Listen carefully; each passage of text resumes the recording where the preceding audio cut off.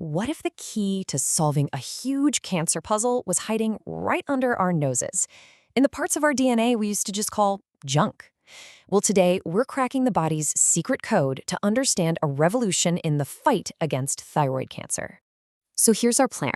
We're going to start with a really frustrating medical gray area, and then go hunting for clues in a part of our genome most people have never even heard of.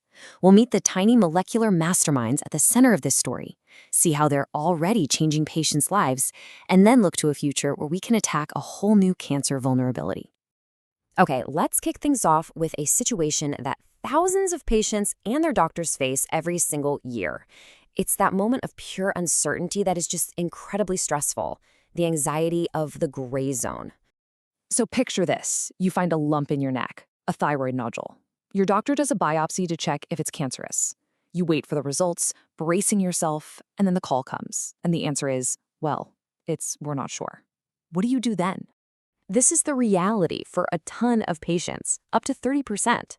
Their results fall into this diagnostic gray zone. The cells don't look totally normal, but they don't look clearly cancerous either. And that leaves people with this awful choice. Do you live with a constant anxiety of just watching and waiting? Or do you go through major surgery to remove your thyroid, a vital organ, maybe for no reason at all? There just had to be a better way. And you know what? To find that better way, to crack this puzzle, scientists had to look somewhere totally unexpected. They found the clue hidden in the 98% of our DNA that, for decades, was just written off as junk. Okay, so most of us, right, we learn about RNA in school. It's the blueprint that carries instructions for building proteins. But get this, that's only about 2% of the RNA in our bodies. The other 98% is something called non-coding RNA, or ncRNA. And this is where it gets really, really cool. Think of ncRNA not as the blueprint, but as the foreman on the construction site. They aren't the plans. They're the ones who read the plans, deciding what gets built, when, and how much. They're the managers. And that, right there, is the whole ballgame. These nRNAs are the master controllers. They're the switches and dials that conduct the entire symphony of our genes. So you can imagine what happens when these controllers go haywire. When the wrong genes get switched on, or the right ones get turned off, you get absolute chaos. You get diseases like cancer. All right, so if these things are the controllers, who are the main bad guys when we're talking about thyroid cancer? Turns out we've got three main suspects we need to look at. First up, we've got the microRNAs, or miRNAs. And I just love this analogy. Think of them like tiny molecular dimmer switches. They're incredibly small, but they are so powerful. Their whole job is to find a specific gene's instructions and just turn the volume down, dimming how much of that gene's product gets made. Here's the perfect real-world keys file. In aggressive thyroid cancers, we find massive amounts of a specific microRNA called miR-146B. Now, miR-146B acts like a dimmer switch that's jammed in the off position for a super important protective gene called SMAD4. SMAD4 is a tumor suppressor.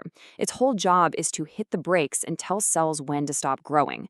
So by shutting it down, miR-146B basically just cuts the brake lines, giving the cancer a green light to grow completely out of control. Next on our list are the long non-coding RNAs, or lincRNAs. If microRNAs are the dimmer switches, these guys are like the Swiss Army knives of the cell. They can act like scaffolds, building little structures to bring other molecules together.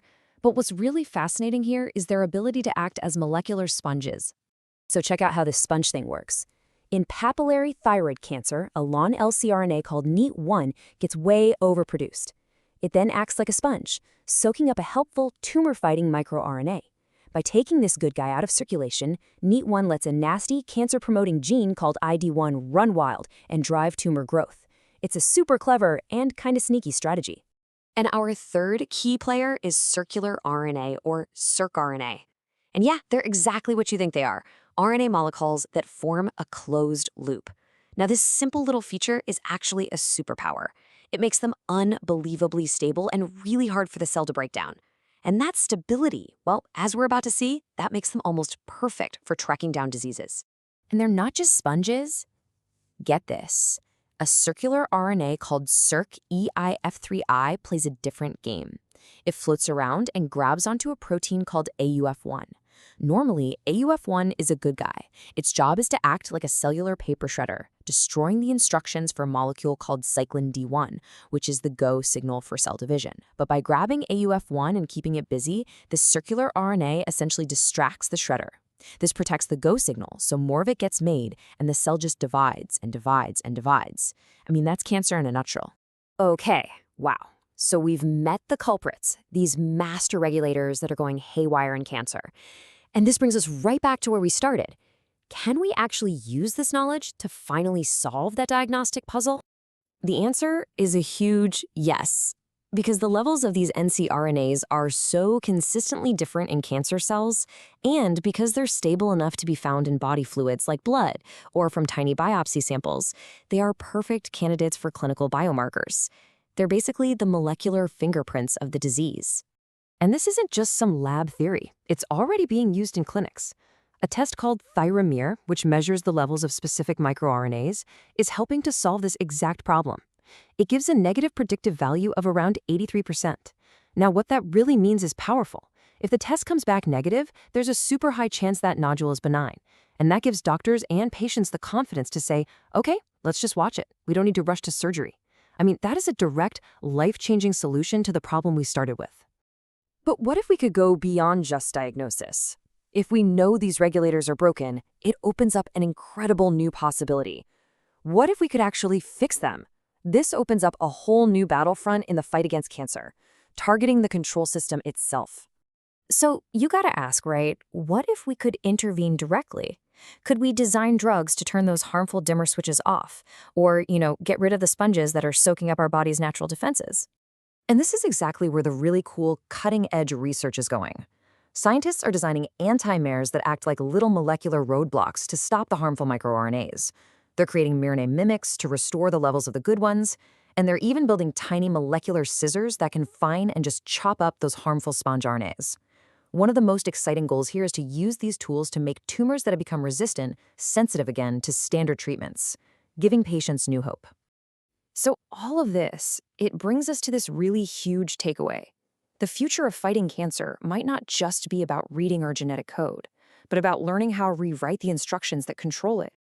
For decades, cancer research was almost all about mutations in our genes, the blueprints. But this whole discovery about non-coding RNA, it's a fundamental shift. We're now looking a layer deeper at the incredibly complex regulatory systems that decide how those blueprints actually get used.